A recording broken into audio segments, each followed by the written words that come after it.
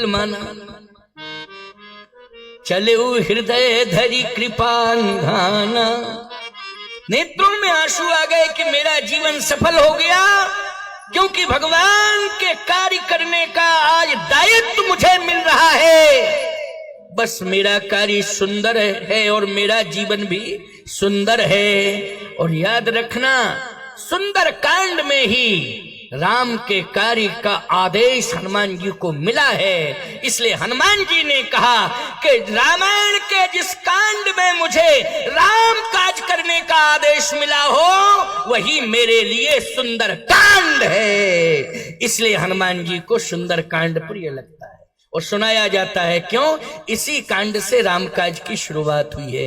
हनुमान जी को दायित्व मिला है। अभी तक सेवा के बारे में पूरे किष्किंधा कांड को पढ़ जाइए, पूरे किष्किंधा कांड पढ़िए, लेकिन कहीं भी सेवा की बात नहीं आई है। लेकिन सुंदर कांड में बोलो, सेवा दी जा रही है कि नहीं दी जा रही है? सेवा दी जा रही है। इसलिए हनुमान जी ने कहा, सभी कांडों में सबसे प्रिय कांड मुझे कौन है? सुंदर कांड। और रामकाज करने के लिए जा रहा हूं, इसलिए ये सुंदर कांड है। मेरा जीवन सुंदर है और ये कांड भी, जिस कांड में मैं रामकाज कर रहा हूं, वो कांड भी सुंदर है। आज हनुमान जी महाराज आदेश पाके जा रहे हैं। अंदर भगवान बैठे। कहां बैठे हैं? अंदर।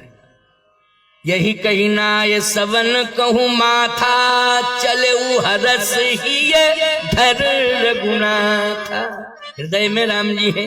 राम जी ने कहा, मैंने क्या दायित्व दिया है, इस पर विचार किया? ये तो जामवंत जी ने कहा है। देखो जामवंत जी क्या है? जामवंत जी हैं वयोवृद्ध। हनुमान जी ने कहा, वयोवृद्ध का आदेश क्या है? सीता देख कहो सुधि आई। लेकिन मुझे तुम इष्ट मानते हो, गुरु मानते हो, भगवान मानते हो। मैंने क्या आदेश दिया है?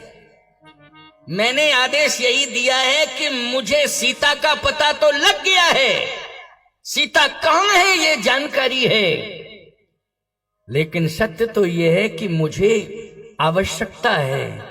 किसकी? एक संत की आवश्यकता है।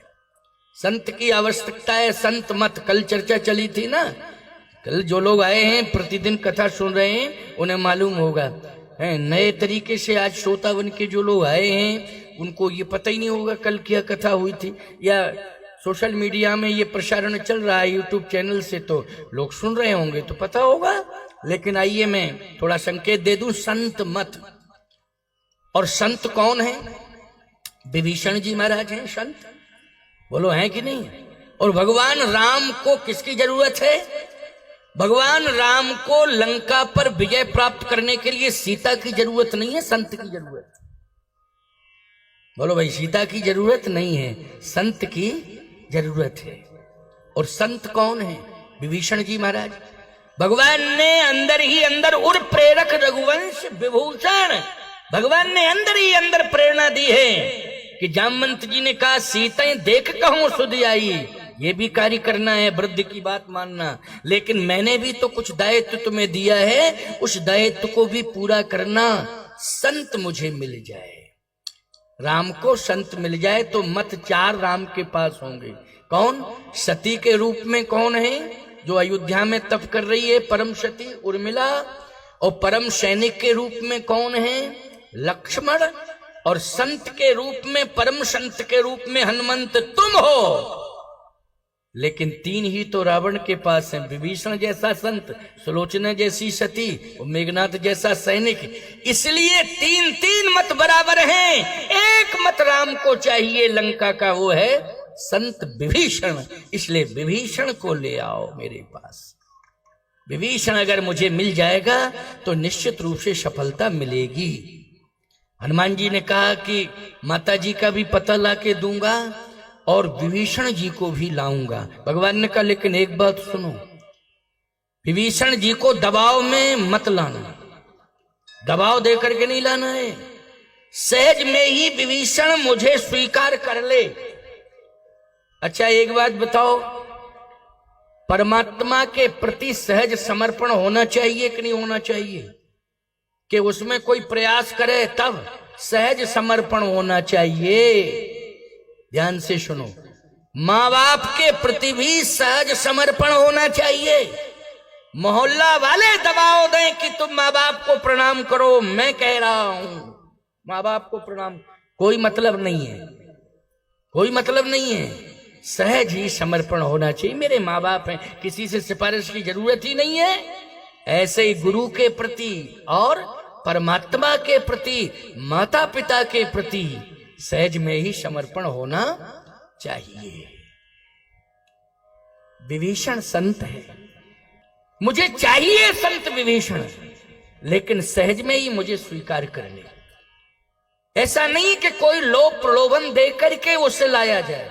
अगर प्रलोभन दे करके संत मत राम के पास आएगा तो राम के अस्तित्व में धब्बा लग जाएगा, राम के चरित्र पर टिप्पणी होने लगेगी। बोलो, होने लगेगी कि नहीं?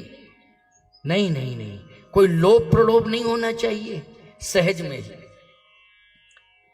हनुमान जी ने कहा कि आप तो आशीर्वाद दो, कृपा करो, और आप तो मेरे साथ चल ही रहे हो। भगवान ने कहा मुझे प्रकट मत करना, मैं तुम्हारे अंदर हूं, लेकिन मुझे लंका में प्रकट मत करना, नहीं तो इसमें भी धब्बा लग जाएगा कि लो राम जी खुद ही आए थे लंका चोरी चोरी और विभीषण से बातचीत करके गए हैं या लेके गए हैं। बोलो भाई, ये भी एक संशय की बात हो जाएगी कि नहीं हो जाएगी? भगवान राम ने कहा कि लंका में मुझे विभीषण के सामने प्रकट मत करना।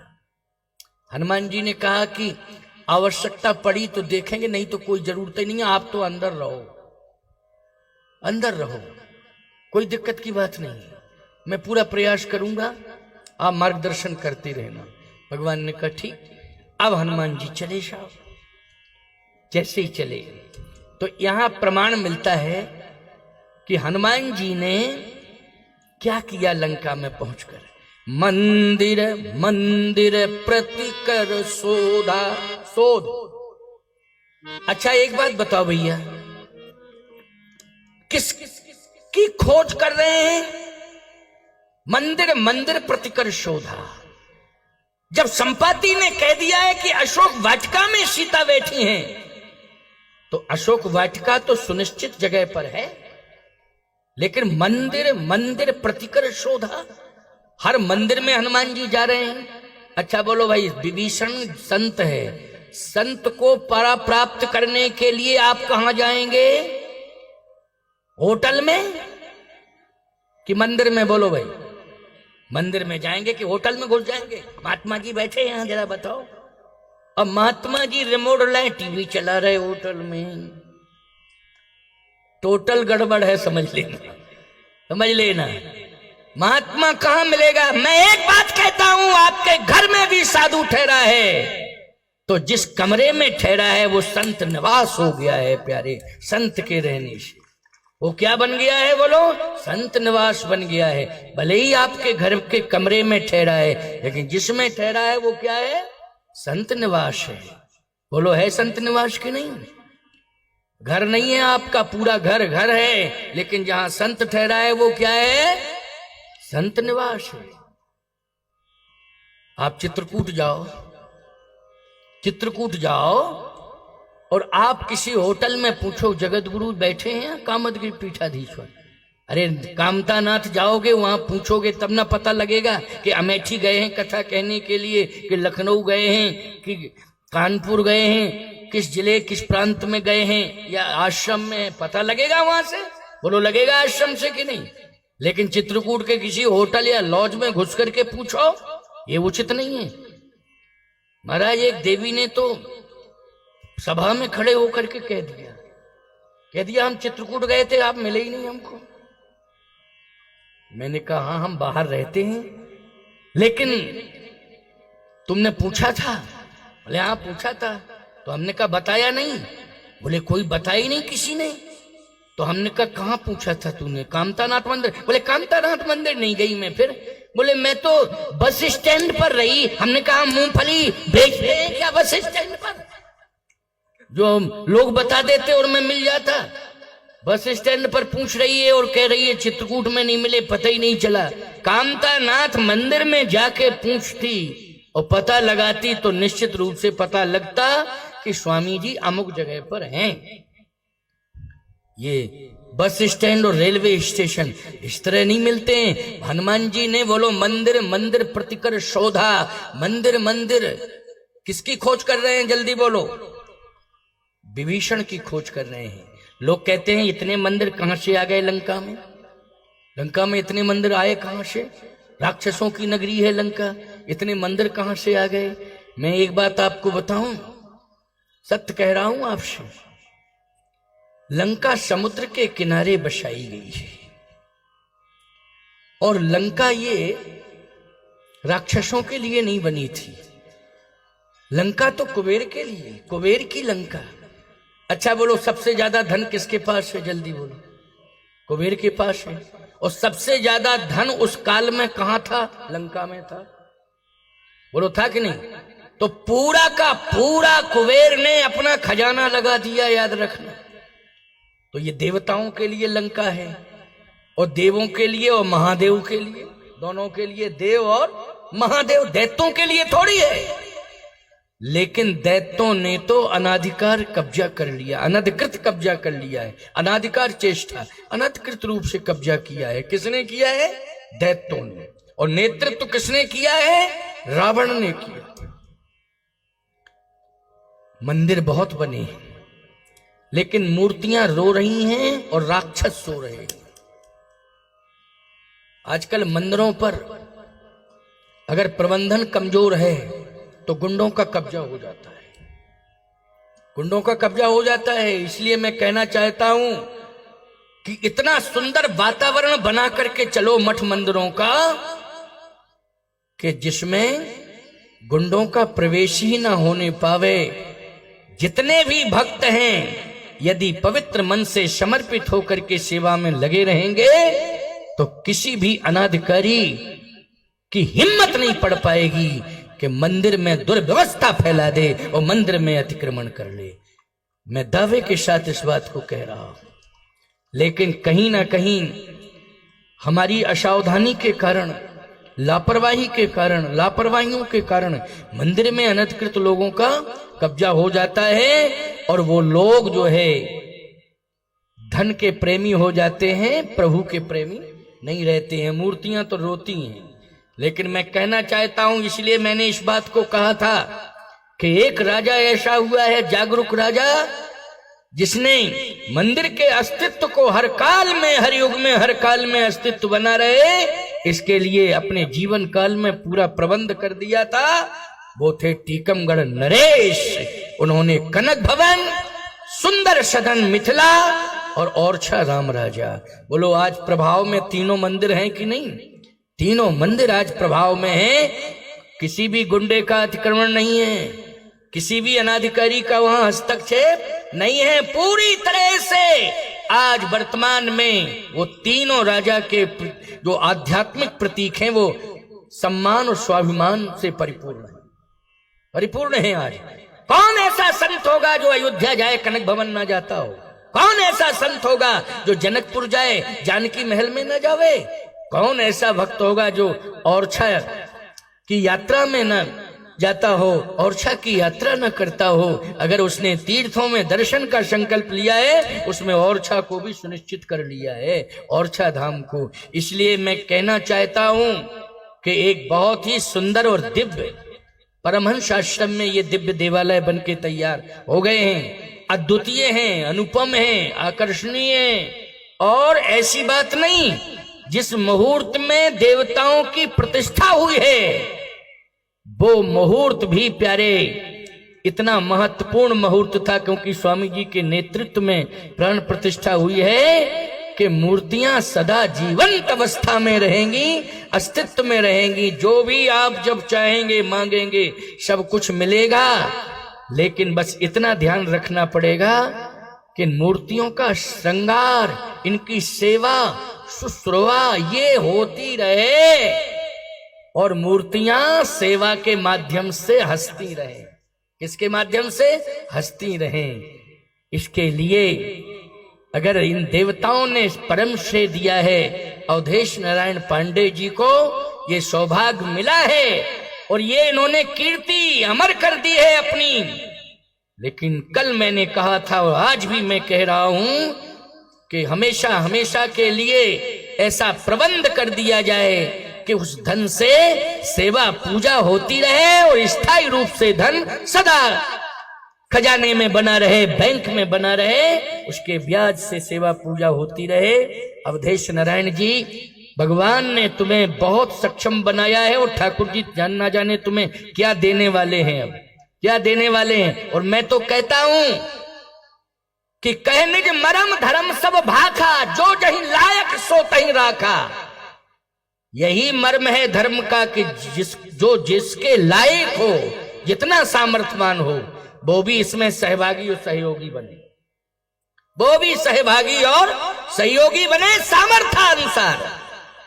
क्योंकि ये स्थायी निधि इन देवालयों के लिए, इन देव प्रतिमाओं के लिए, ये हंसती रहे, मुस्कुराती रहे मूर्तियां और आपको आप पर कृपा बरसाती रहें ये मूर्तियां, इसके लिए जो है स्थायी निधि हो जाएगी तो सेवा शुश्रूषा बहुत ही सुंदर ढंग से होगी, ये मुझे विश्वास है, पूरा आत्मविश्वास है। और इसके लिए अवधेश नारायण जी ने मुझे आश्वासन दिया है, मेरा मन प्रसन्न हो गया कि तुमने एक संत वाणी का आदर किया है। भगवंत भी प्रसन्न है तुम्हारे ऊपर और संत भी प्रसन्न है। याद रखना, परमहंस स्वामी जी की कृपा, ब्रह्मचारी जी महाराज की कृपा और कामतानाथ भगवान की भी परम कृपा तुम्हारे ऊपर है। इसलिए इस कीर्ति को और अमर करना है जिसमें स्थायित्व आ जाए। और आप लोग भी वो बात जो मैं कह चुका हूं, कह निज मरम धर्म सब भाखा, जो जहीं लायक सो तहीं राखा। जो जिसके लायक हो उसमें आप लोग भी सहभागी और सहयोगी बन सकते हो। लेकिन इसमें माला में सुमेरु का काम, सहयोग में सुमेरु का काम श्री अवधेश नारायण पांडे जी की भूमिका रहेगी, इनका रहेगा। और मणियां बनकर के आप उस माला में, उस माला से जुड़ जाएं तो कितनी सुंदर माला रहेगी। इसलिए आइए एक बात सुनिए ध्यान से। हनुमान जी को कहीं किसी भी मंदिर में विभीषण नहीं मिले, संत मिले ही नहीं। कौन मिले? राक्षस। मधुरा पान किए सो रहे हैं, मूर्तियां रो रही हैं। हनुमान जी ने कहा बहुत बड़ी दुर्दशा है लंका की, इस पर विचार करूंगा मैं। हनुमान जी चिंतन कर रहे हैं और मूर्तियों को प्रसन्न होने का आश्वासन दे रहे हैं कि थोड़ा सा इंतजार करो, आपके चेहरों पर मुस्कान आएगी, बस थोड़ा सा इंतजार करो। थोड़ा करना पड़ेगा इंतजार, धैर्य धारण करना पड़ेगा। हनुमान जी का इतना कहना ही बहुत बड़ी बात है देवताओं के लिए। बोलो भाई, है कि नहीं? बहुत बड़ी बात है। और हनुमान जी कभी हल्की बात नहीं करते हैं, जो कहते हैं वो करते भी हैं। देखा तो कहीं भी विभीषण जी मिले ही नहीं। सीता जी का तो पता है क्योंकि संपाति ने बता दिया।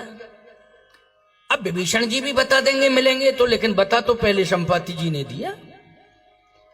हनुमान जी ने सोचा कि निश्चित रूप से संत पलायनवादी हो गया, लंका को छोड़ के वातावरण अच्छा नहीं पाया, विषाक्त वातावरण, इसलिए दुखी होकर के लंका का त्याग कर दिया है विभीषण जैसे संत ने। लेकिन नहीं प्यारे, असली संत वही है जो प्रतिकूलता में भी, प्रतिकूल वातावरण में भी धर्मानुकूल आचरण करके दिखावे, वही असली संत है। अनुकूल वातावरण में अनुकूल है ये कोई विशेषता नहीं है। तीर्थों में संत रह रहे हैं और आप वहां संत बन के भजन कर रहे हैं, कोई विशेषता नहीं, वहां तो अनुकूल वातावरण है। लेकिन जहां पर प्रतिकूल वातावरण है, विषाक्त वातावरण है, राक्षस हैं जो चुनौती दे रहे हैं, जिंदगी मौत की लड़ाई आप लड़ रहे हैं, फिर भी भगवान का भजन कर रहे हैं, धर्म सत्कर्म पूजा पाठ कर रहे हैं, इसका मतलब है आप में असली संतत्व है। और इसलिए भगवान ने विभीषण के लिए कहा, तुम सारिखे संत प्रिय मोरे तुम्हारे जैसे संत मुझे प्रिय हैं और आवश्यकता है तुम्हारे जैसे संत की कि राम को तुम मिल जाओ। आवश्यकता है क्योंकि प्रतिकूल वातावरण में भी तुम संतत्व को कायम किए हो, पूजा कर रहे हो, तुलसी की रक्षा कर रहे हो, राम नाम को जप रहे हो। इससे बड़ी बात और क्या हो सकती है। वाह, प्रयास किया, निराश हो रहे थे लेकिन नहीं, प्रयास करना चाहिए, निराश नहीं होना चाहिए। प्रयास करो, सफलता जरूर मिलेगी। बस प्रयास करते रहे हनुमान जी, सफलता मिल गई। कहां मिली? लंका में। गोस्वामी जी करे भवन कपुनी दीख सुहावा, हरि मंदिर तह भिन्न बनावा, हरि मंदिर तह भिन्न बनावा, भवन एक पुनी दीख सुहावा, भवन एक पुण्य दीख सुहावा, हरि मंदिर ता भिन्न बनावा। मर्यादा कितनी अच्छी है, सदगृहस्थ संत है। भवन अलग है, मंदिर अलग है, मर्यादा है ये। ऐसी बात नहीं है कि विभीषण जी महाराज विरक्त हैं, विरक्तों में भी विरक्त हैं वो, लेकिन सदगृहस्थ हैं, परिवार है। अलग से क्या बना है? भवन, मंदिर अलग है। अच्छा, और वातावरण कैसा है? बोले वातावरण है रामायुध अंकित ग्रह, रामायुध अंकित ग्रह, शोभा बरनी न जाए, नव तुलसी का वृंद तह देख हरस कपीराए। तुलसी केवल एक दो तुलसी नहीं, वृंद मानी समूह है, हरितमा है तुलसी में, गजब की हरितमा है, और समूह है तुलसी का। सुगंध आ रही है, जहां तुलसी होती है वहां सुगंध होती है। हनुमान जी ने कहा बहुत सुंदर वातावरण है। फिर देखा रामायुध, धनुष बाण, गजब की बात है। और फ्रंट पर है धनुष बाण, ऐसा नहीं कि अंदर छिपे हुए हों, फ्रंट पर रामायुध अंकित ग्रह, शोभा बरन न जाए। रावण निकले तो देख ले कि ये धनुष बाण किसके हैं, ये तिलक किसका है। ये राम जी का तिलक है, राम जी के धनुष बाण है। हम राम भक्त हैं और राम की प्यारी हरि प्रिया ये तुलसी है।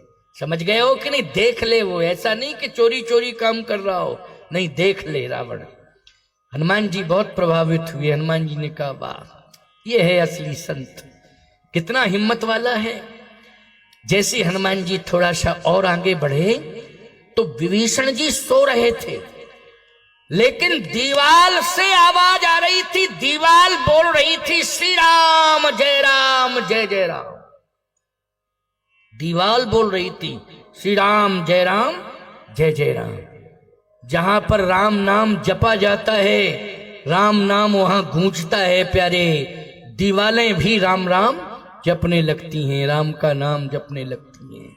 क्योंकि जो चेतन को जड़ करे, जड़े करे चैतन्य, जड़ को चैतन्य बनाने का सामर्थ्य राम में और राम के नाम में है। इसलिए श्री राम जय राम की ध्वनि उच्चरित हो रही है, गुंजायमान, दैदीप्यमान, वातावरण सुगंधित है, सुभाषित है, बहुत ही सुंदर।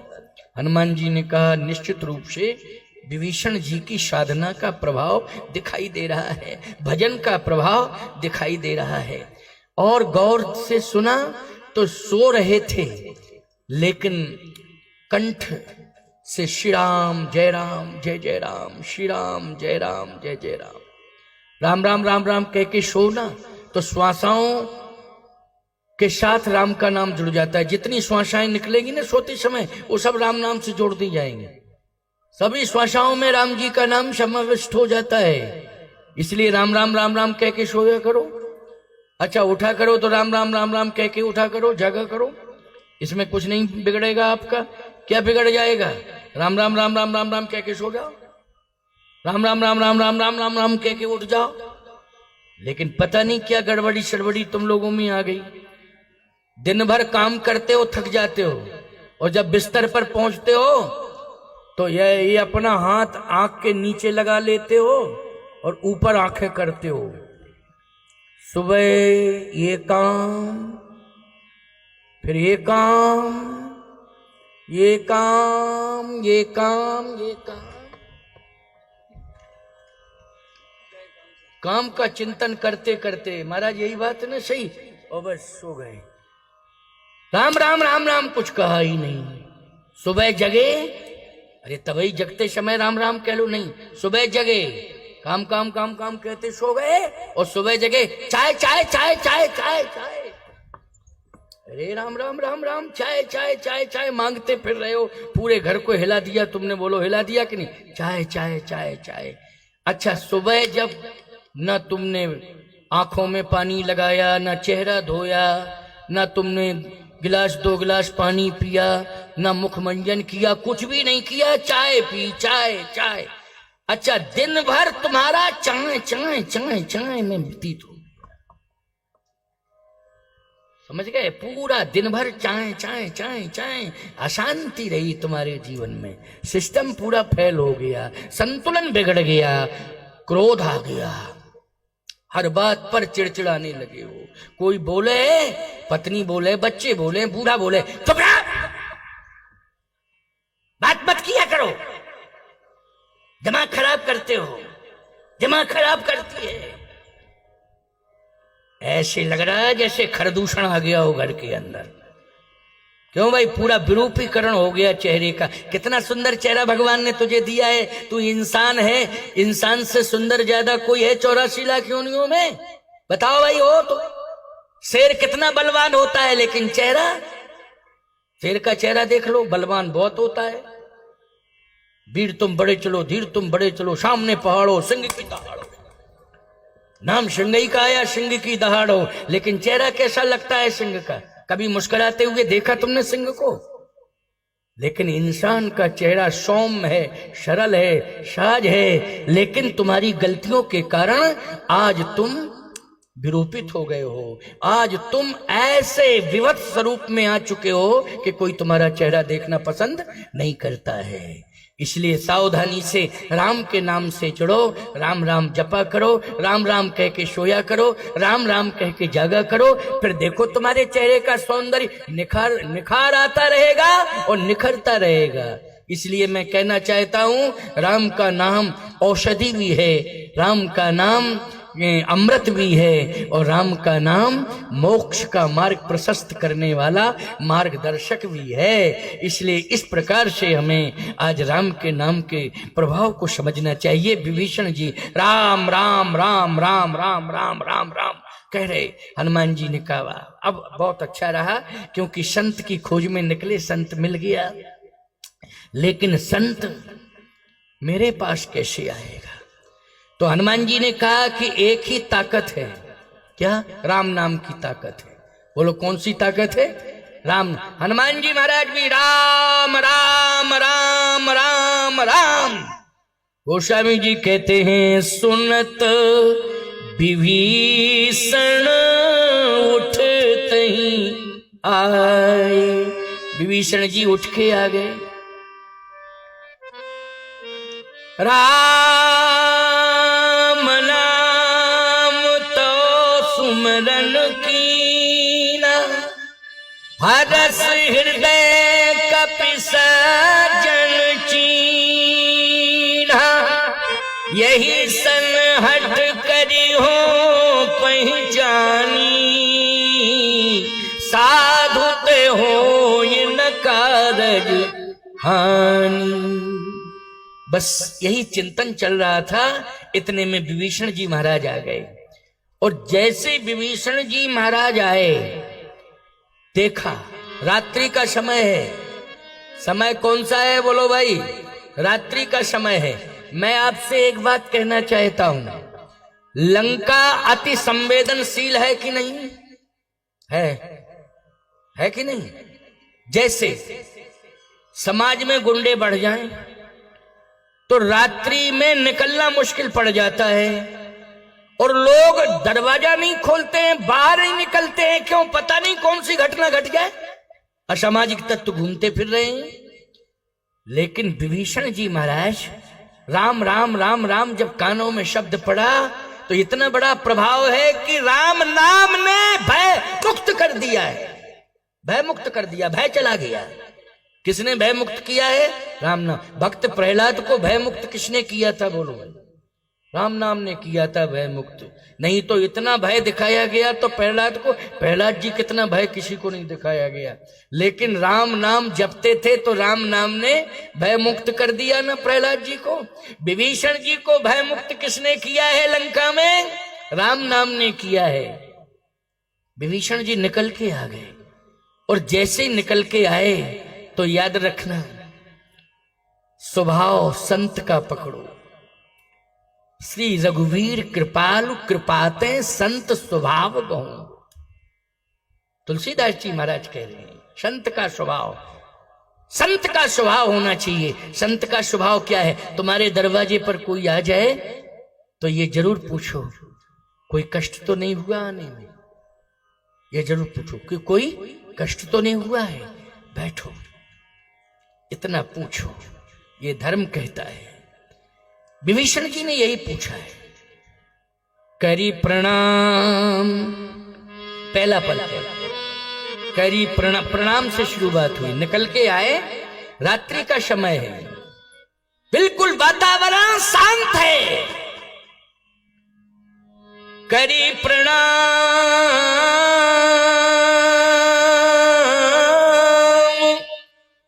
पूछी कुशलाई। करी प्रणाम, पूछी कुशलाई। विप्र कहूं निज कथा बुझाई। विप्र क्यों कहा? क्योंकि हनुमान जी ब्राह्मण का वेश बना के गए थे, इसलिए विप्र कहा है। कौन सा वेश बना के गए थे? ब्राह्मण का वेश बना के गए थे, इसलिए विप्र कहा है। कैसे हो? ठीक हो? कोई दिक्कत तो नहीं? हनुमान जी ने कहा नहीं, कोई दिक्कत नहीं। थोड़ी देर बाद बोले, आज भजन के प्रभाव से मुझे भगवान मिल गए। ये विभीषण जी कह रहे हैं हनुमान जी को देख के, भजन के प्रभाव से विभीषण तुझे भगवान मिल गए। कि तुम राम राम राम, कि तुम राम दीन अनुरागी। कि तुम राम दीन अनुरागी। कि तुम राम दीन अनुरागी।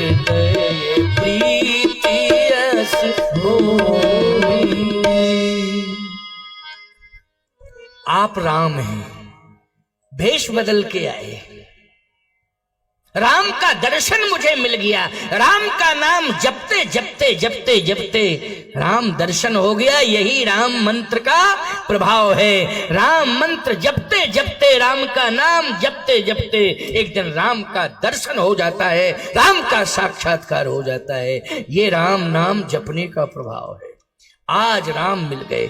हनुमान जी ने कहा ना ना ना ना, क्या कह रहे हो, मैं राम नहीं हूं।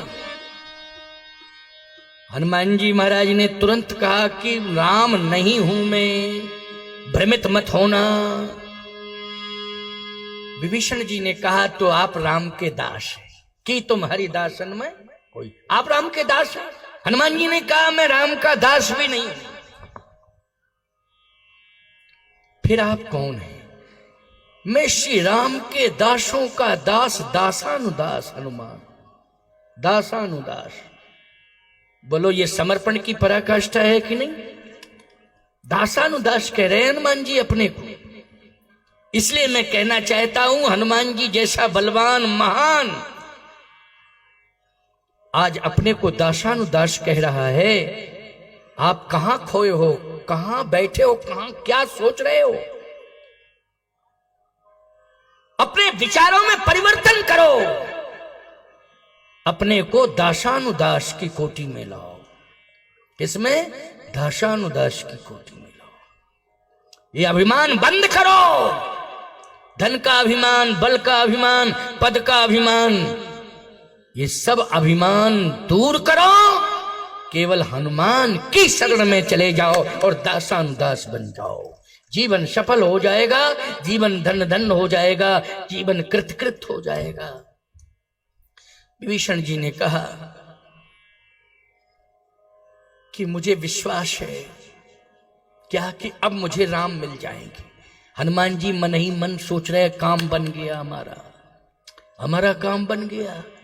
क्योंकि प्रभु भी यही सोच रहे हैं ना, प्रभु भी यही सोच रहे हैं। क्या सोच रहे हैं प्रभु? राम जी सोच रहे हैं कि मुझे संत विभीषण मिल जाए, और विभीषण सोच रहा है मुझे राम मिल जाए।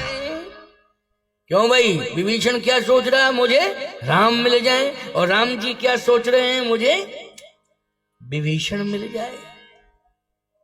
अब तो मुझे राम मिल जाएंगे। आप आ नहीं रहे थे, लेकिन आपको श्री राम ने भेजा है मेरे पास और विवश किया है आने के लिए, विवश किया है। आप आना नहीं चाहते थे, लेकिन राम जी ने मेरे ऊपर कृपा की है और मुझे दर्शन देना था प्रभु राम को, इसलिए आपको भेज दिया है। जो रघुवीर, जो रघुवीर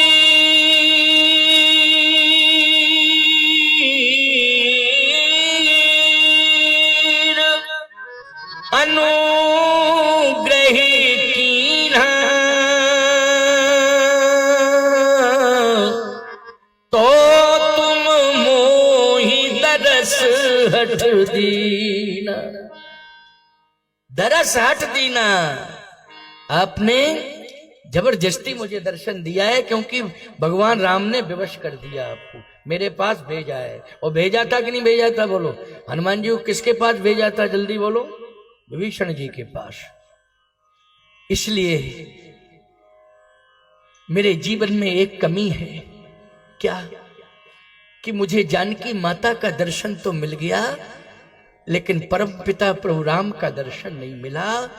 आप मुझे परम पिता प्रभु राम से मिला दें।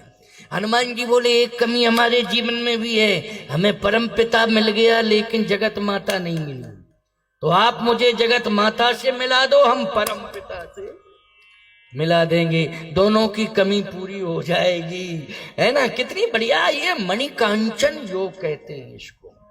बहुत ही सुंदर मिलन हुआ है विभीषण जी का और हनुमान जी का।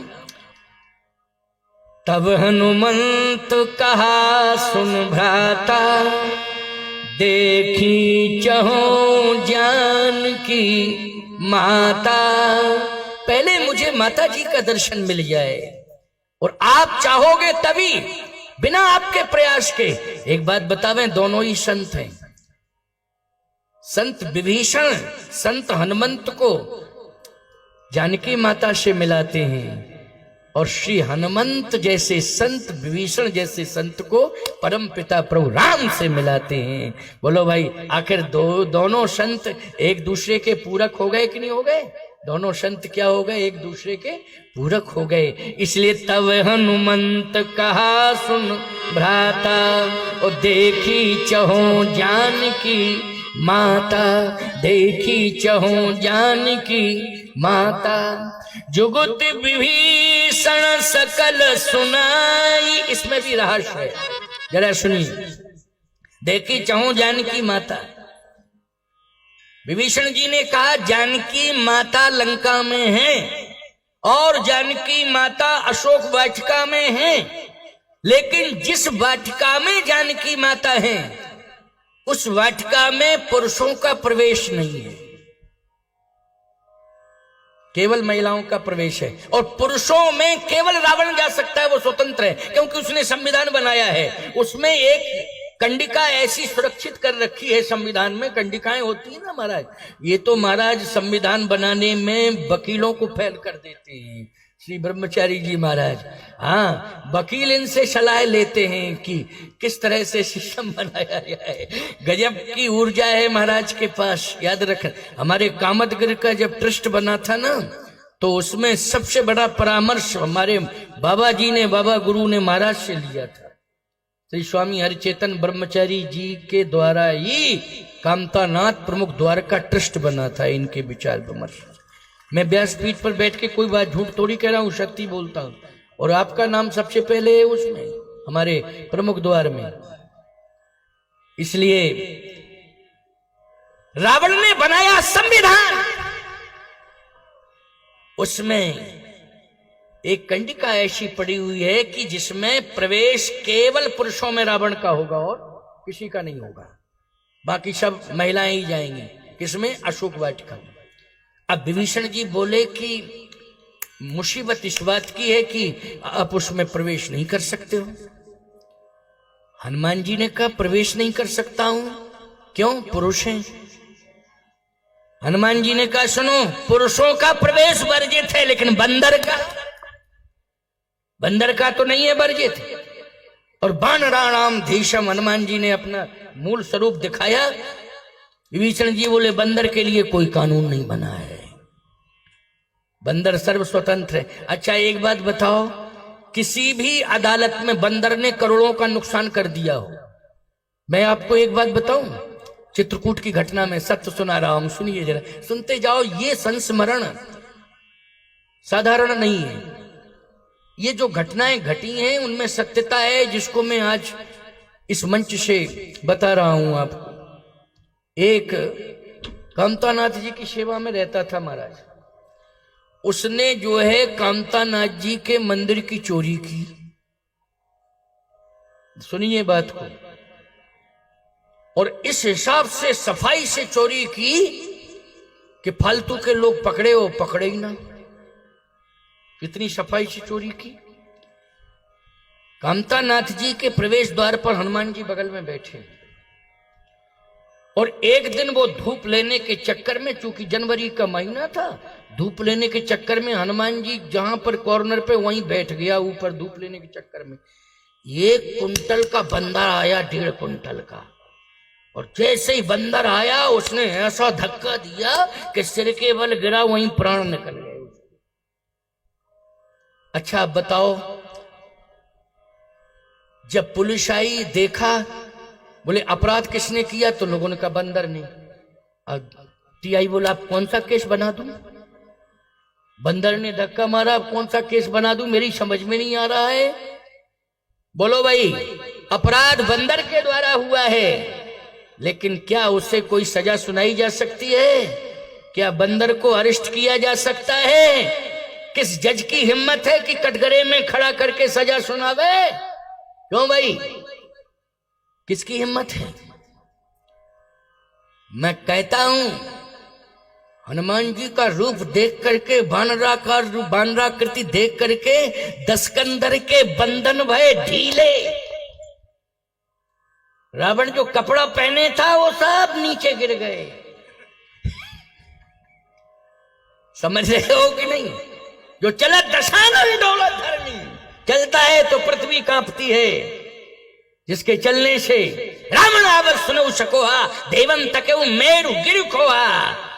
लेकिन हनुमान जी ने जैसे ही आंख सुनाई और अपना शरीर दिखाया विशाल, दस्कंदर के बंधन भय ढीले। तुलसीदास जी बोले वो दशा हो गई थी रावण की। इसलिए मैं कहना चाहता हूं, हनुमान जी ने कहा आप चिंता न करें, बंदर के लिए तो कोई रोक टोक नहीं। विभीषण जी ने कहा कोई रोक टोक नहीं। हनुमान जी ने कहा तो जय श्री राम, मैं जा रहा हूं। विभीषण जी बोले रुको रुको रुको रुको, अब और ज्यादा खतरा बढ़ गया। क्या? केवल सामान्य भेष में प्रवेश करते तो संविधान का उल्लंघन होता, लेकिन इस रूप से तो जानकी जी ही भयभीत हो जाएंगी, और इतनी भयभीत हो जाएंगी कि न जाने क्या कर बैठे। क्यों? मैंने सुना है कि सिय बन बसही तात कहीं भांति, सिय बन बसही तात कहीं भांति, और चित्र लिखित कपि देख डरत। अयोध्या में केवल बंदर का फोटो था, उसको देख करके बेहोश हो गई थी। ये फोटो नहीं है, ओरिजिनलिटी है। क्या हो गया? क्या करने लगा? खटर पटर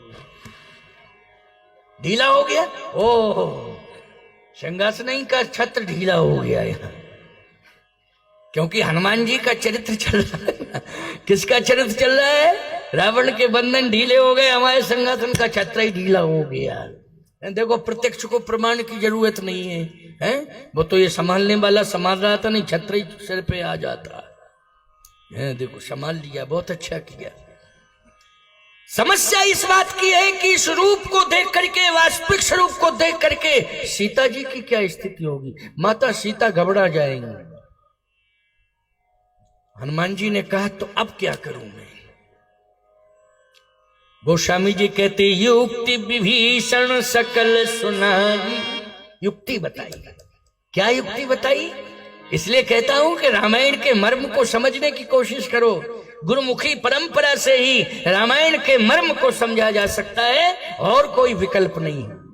युक्ति विभीषण सकल सुनाई, और चले पवन सुत विदा कराई। दूसरी युक्ति क्या बताई? आप एक काम करना, जिस वृक्ष के नीचे सीता माता बैठी है उसी वृक्ष की डाली पर बैठ जाना और पत्तों में छिप जाना। ये युक्ति किसने बताई है? विभीषण जी ने। युक्ति विभीषण सकल सुना, उसमें छिप जाना। हनुमान जी ने कहा लेकिन छिप तो जाएंगे, फिर समाधान क्या है? समाधान तो होगा नहीं छिपने से। कहे नहीं, आपकी वाणी में जादू है। आपका एक एक शब्द ऐसा निकलता है कि हृदय परिवर्तन हो जाता है। ये आपकी वाणी में जादू है। आपकी वाणी सुनकर के मेरा भय दूर हो गया। सीता माता का भी भय दूर हो जाएगा, क्योंकि तब हनुमंत कही सब राम कथा निज नाम। विभीषण जी को राम कथा सुनाई थी। हनुमान जी ने बोलो सुनाई थी कि नहीं? विभीषण इतना प्रभावित हुआ कि ऐसी राम कथा मैंने आज तक नहीं सुनी, किसी ने नहीं सुना पाई। एक बार ब्रह्मा जी का प्रोग्राम कराया था रावण ने लंका में। ब्रह्मा जी को बुलाया था, बोले सुनाओ कथा। ब्रह्मा तो ब्रह्मा ही है। विभीषण जी श्रोतावन के सुन रहे थे, लेकिन क्या बतावे, ब्रह्मा जी बोले तो, लेकिन रावण के भय के मारे स्पष्ट न बोले। पूरा प्रोग्राम ही फेल हो गया ब्रह्मा का, क्योंकि भय के मारे ब्रह्मा बोल नहीं पा रहे हैं। बोलो भाई, कह न सकत रावण भय भीता। तो भय के कारण कोई भी वक्ता भय के कारण बोलेगा। ईमानदारी के साथ बताओ, भय के कारण बोले, भय से बोले और भय के कारण बोल ना पावे तो फेल हो जाएगा कि नहीं हो जाएगा? पता नहीं क्या है, भाषाएं बकना शुरू कर दे भय के कारण। भय होता है। तो प्यारे भयभीत नहीं होंगी माता जी, भय मुक्त हो जाएंगी। क्यों? आप केवल राम कथा सुनाना, बैठे बैठे आप कुछ नहीं करना, केवल राम कथा सुनाना। ये युक्ति किसने बताई है? विभीषण जी ने। हनुमान जी ने कहा ठीक है, राम कथा सुनाऊंगा। फिर कहा राम कथा सुनकर के सीता माता इतनी प्रभावित हो जाएंगी कि वो देखने की चेष्टा करेंगी, जैसे मैंने देखने की चेष्टा की। देखूं तो कौन है इतनी सुंदर वाणी, देखूं।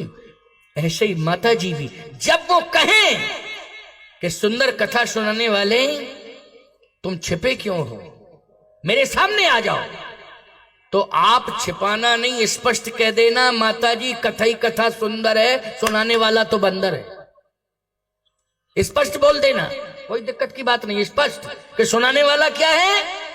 बंदर है। हाँ क्षमा दिया, ये घड़ी दिखा रहा है, इसको दूसरी व्यवस्था से निकलना है। और 7 बज गए, 5 मिनट कम 7, कोई बात नहीं, अभी 2-5 मिनट की बात और सुनो। इसके बाद क्या करें, प्रसंग बढ़ जाता है और मैं डूब जाता हूं, तो लगता है ये भी सुना दूं, ये भी सुना दूं, ये भी सुना दूं, ऐसा मन करता है। और मुझे तो पता ही नहीं चलता मैं कितने घंटे बोल गया, कितने टाइम बोलता हूं, मुझे खुद पता नहीं चलता है। लोग कहते हैं 3 घंटे में मैं थक गया हूं, जबकि संगीत का इतना सहारा लोग ले लेते हैं कि आधा समय तो उसी में चला जाता है। और ये हमारा मुंह ताकते रहते हैं कि ये कब गाते हैं। हम कभी कभी इनको संतुष्ट करने के लिए मौका दे देते हैं, बाकी मैं तो अपनी मस्ती में बोलता रहता हूँ। बोलो भाई, बोलता रहता हूँ कि नहीं? और तुम लोग भी ऐसे सुनते हो। और इनकी विशेषता बताएं, ये बैठी जैसे दुकान में संगमरमर की मूर्तियां रखी, न हिले न डुले न बोले, ये इतनी शांति से सुनती हैं। वाह, गजब की बात है। पूरे मनोभाव से सुन रहे हैं, सब मनोभाव से सुन रहे हैं। बहुत अच्छी बात। आइए सुनिए, अंतिम बात है?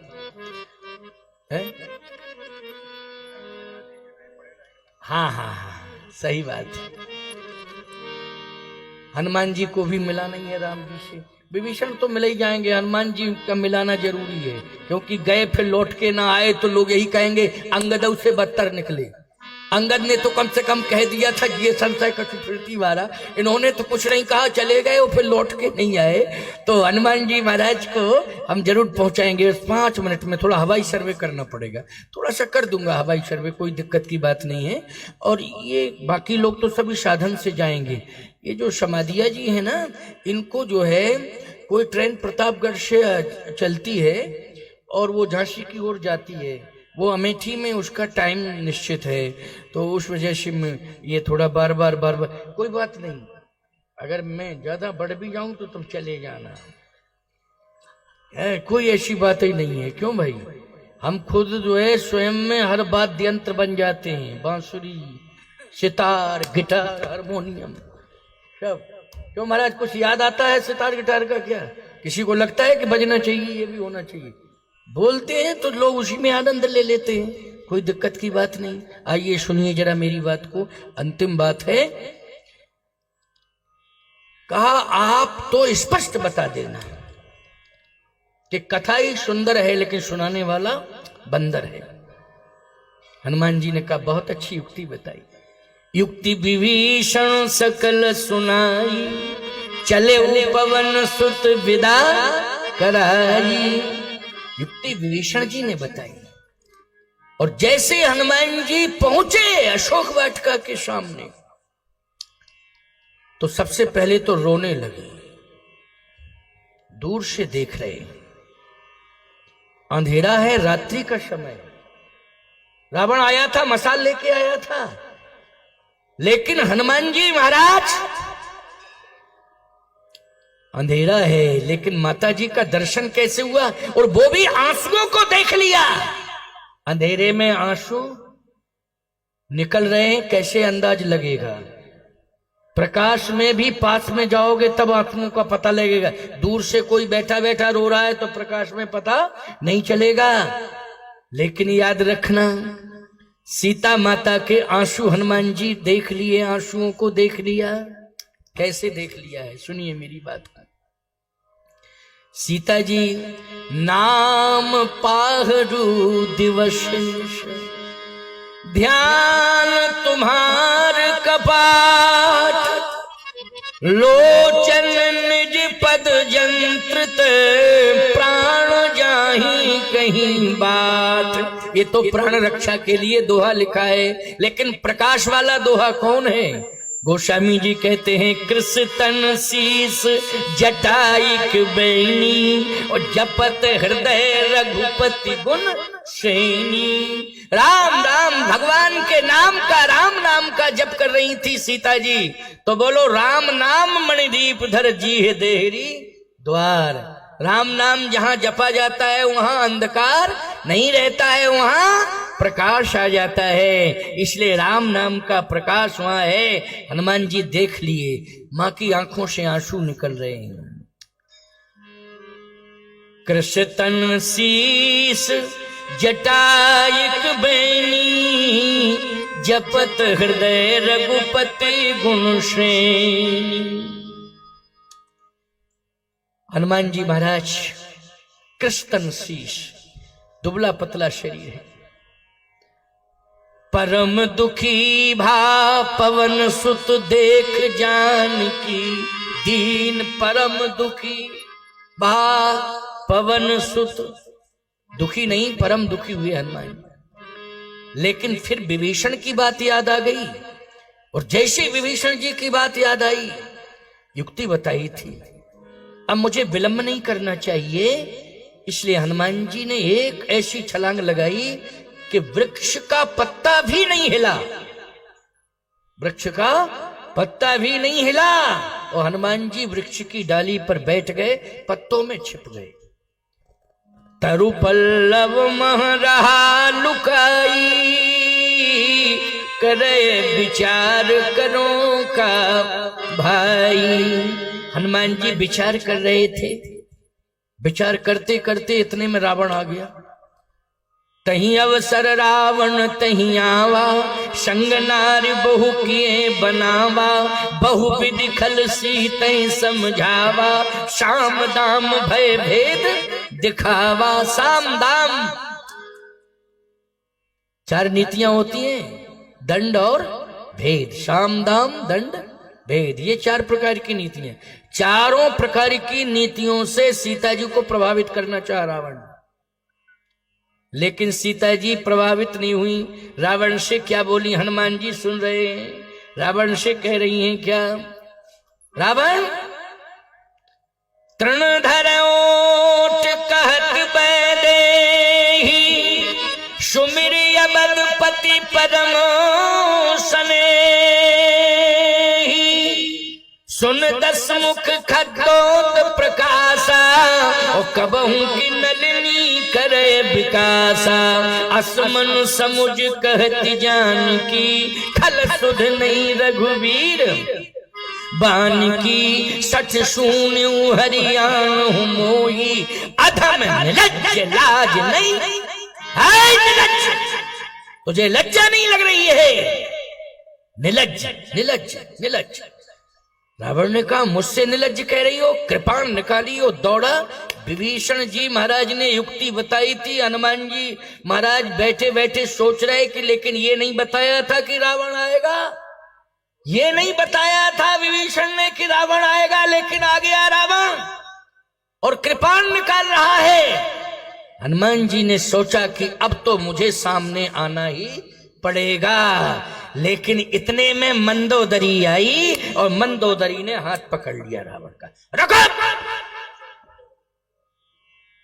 पकड़ लिया हाथ। रावण ने कहा मंदोदरी ये निलज्ज कह रही है मुझसे सीता।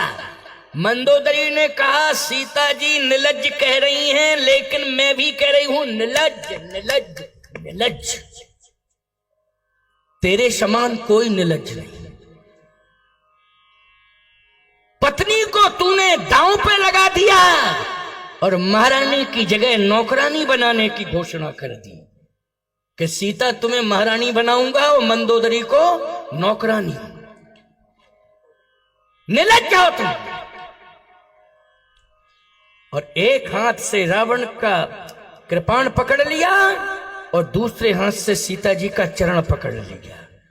मंदोदरी ने चरण पकड़ लिया महाराज और कहने